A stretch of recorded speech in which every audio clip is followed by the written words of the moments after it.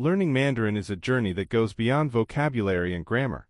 It thrives on consistent practice and interaction with native speakers. Here is a story from a parent who enrolled her child in an Echinsa learning course and saw how regular practice with a native Chinese teacher helped the child build both confidence and fluency in Mandarin.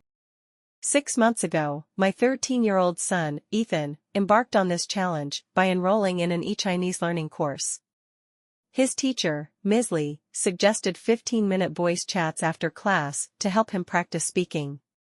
Initially hesitant and anxious about making mistakes, Ethan soon found these sessions to be a safe space for learning.